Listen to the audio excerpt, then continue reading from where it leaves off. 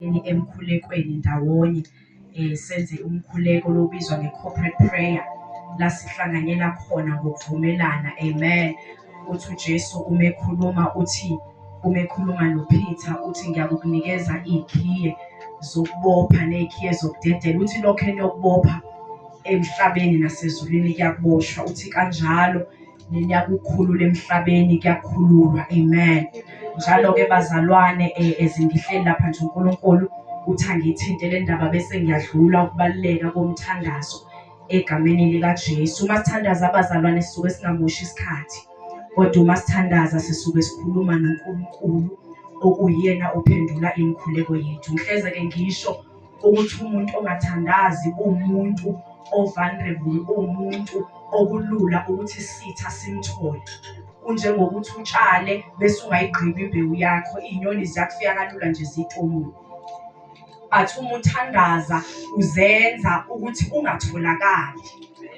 Uma uthandaza wenza ukuthi noma usathane engakufuna kanjani kodwa angakutholi. So uma sithandaza abazalwane siyahlanganyela emthandazweni, asibe sisaqalazo seduze kwethu kodwa siyangena. Ingakho athi uJesu athi uma uthandaza athi uvala umnyango bese ungena egumbini lakho. Akakhulumi nje ngegumbi kodwa ukhuluma ukuthi wena nawe ukhohlwa useceleni kwakho. Alibonge igama lenkosi. Uthi uJesu uma usungena emthandazweni ngoba u-understanda amandla asemkhulekweni, uthi ukhohlwa iyo yonke into eseduze kwakho. Uma nje sekukhulunywa ngomthandazo akukhulunywa nje ngento esiyenza kodwa sikhuluma ngento eletha ama-result. I-exercise yamakholwa, alikho ikholwa elikhona elimayo ngaphandle komkhuleko nezwi. Uma nje ufuna ukuya kude noNkulunkulu, mhlawumbe umukela uNkulunkulu njengoba kuqala imvuselelo, mhlawumbe uthe awuthi-ke ngithatha nje istep-ke ngiyitry le nto yokukholwa ke ngilandele eJesus Kingdom Center, ngaphandle kwezwi nomkhuleko uzokhathala endleleni. Nansi into esiza umuntu bazalwane. Izwi liyakusiza ukuthi noma uthandaza umthandazo o-aligned nezwi likaNkulunkulu. Ngoba lithi iBhayibheli nemikhuleko uNkulunkulu ayithandazayo uphendula imikhuleko e-aligned to his will. Alibonge igama lenkosi. Uthi uJesu uma usuthandaza ngene egumbini lakho bese uvala umnyango ukhohlwe yikho konke. Bese ukholwa uyena loyo okhuleka kuyena. Lithi iBhayibheli kwabaseHebheru lithi akukho nokumthokozisa uNkulunkulu ngaphandle kokholwa. Ngihleze ngithi ukukholwa kuyiyona mali esithenga ngayo impendulo zethu uNkulunkulu. Ingakho lithi iBhayibheli lithi konke sikunikiwe okuphathene nempilo noNkulunkulu. Kusho ukuthi yonke into oyidinga kuNkulunkulu sekwanikezwa kuwe. Kodwa manje i-currency noma ukhiye wakho okuyithatha ukholwa. Ngakho lithi akukho ukumthokozisa uNkulunkulu ngaphandle kokholwa. Meaning noma ungathandaza uma ukholwa kungekho kulowo mthandazo umosha nje isikhathi. Kodwa uma usungena egumbini lakho bese uyathandaza bese uyamkholwa uNkulunkulu. Kholwa kuma ibutho omdonsayo uNkulunkulu. Noma ngathiwa ukwazi ukuthi uNkulunkulu kude nawe kodwa uma wathandaza wamkholwa. Uthi Nkosi njengoba ngizile emvuselelweni ngiyakholwa ukuthi impendulo zami uzonginikeza, umkholwe. Uma wamkholwa uNkulunkulu uyamdonsa ngisho ngathi ubebhekele but uyazi ukuthi khona ongikholwayo. Ingakho lithi iBhayibheli lo wesifazane owayenomopha akayanga kuJesu ayocela kodwa wakholwa. Wasebamba umphetho ngesikhathi ebamba umphetho ukholwa kwakhe wasekudonsa amandla nokuphila. Ngifuna sithandazele egameni likaJesu. Uma sithandaza siyamkholwa uNkulunkulu. Lithi iBhayibheli kwiZaga 18 lithi umuntu uyakuswasa imvuleni. Bese sithandaza phezu kwale egameni likaJesu.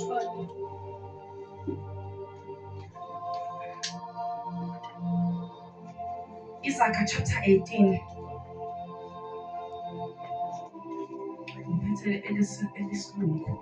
Amen. Verse 20.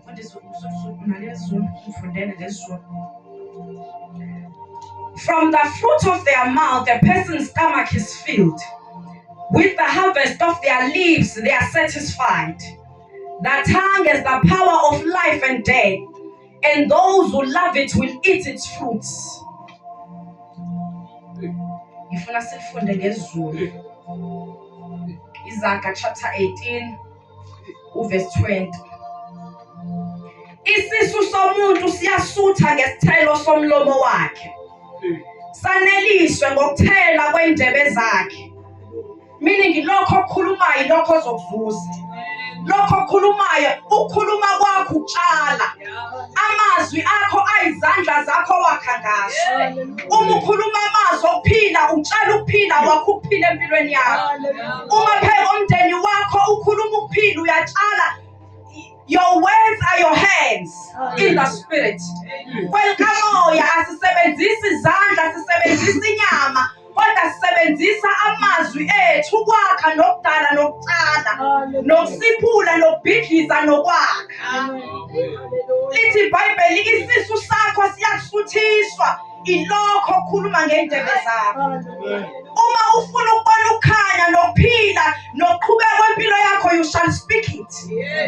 Kodwa uma ukhuluma ukubhidliza ikhona ukutshala ikhona futhi ozokuvuna.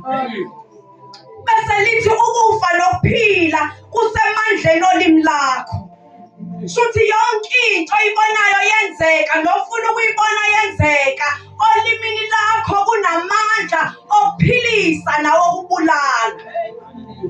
Ngisho ngathiwa ingane zakho zibheda kanjani, kodwa wena you speak against the situation. Wena ukhuluma lokho ofuna ukubona. Ngibonga igama lenkosi. Ngifuna nje sithandazeni. Sekuyimvuselelo usuku lethu lokugcina siyabuya kodwa. Angibonga igama maduze nje siyabuya ntshela makhelwane ukuthi siyabuya maduze. Ngifuna sikhulekeni bazalwane. Sonke sinezinto zethu einhlobonhlobo. But lithi iBhayibheli isisu sakho siyakusuthiswa isithelo somlomo wakho. Nokuthela kwendebe zakhe ikhona okuyakunelisa wena. Ngifuna esimweni sakho kube wena ozoqala ukhulume phezu kwaso. Ngifuna lokho ofuna ukubona emsebenzini wakho. Ngihleze ngisho ngithi uma uhlushwa uboss ayikho into ekufanele uyenze, kufanele ukhulume. Umthakathi uvuke ekseni uboss wakho. Ukhuluma uthi namhlanje mina uboss ngeke azangithethise. Uyatshala lokho okutshala ikhona futhi ozokuvuna. Imali yakho noma engancane kanjani kodwa uma wakhuluma phezu kwayo uthi mina yami imali ngizokwenza zonke idingo uNkulunkulu njengoba ivela kuNkulunkulu, zonke idingo zami ngale mali engiyitholayo izokwenzeka. Lithi iBhayibheli ikhona yokuvuna. Asukumeni sonke egameni lika Jesu. Ngifuna nje sithandaze bazalwane. Ngifuna nje sithandaze lokho ofuna ukubona kwenzeka empilweni yakho. Ngifuna ukuthandaza umkholo uNkulunkulu. Ngifuna ukhohlwa oseduze kwakho. Ukholwa ikhona okukhiye. Lokho ozokhulekela ukukhulekela ngokholo. Awukhulekeli nje kodwa uyakhuleka baba ngiyabonga ukuthi noma ngingasebenzi kodwa ngiyabonga ukuthi kuyoshaya uJune mina sengisebenza. Uyakhuleka uyamkhola uNkulunkulu futhi ukhuluma ukuphila. Ngeke uNkulunkulu akuyekelele.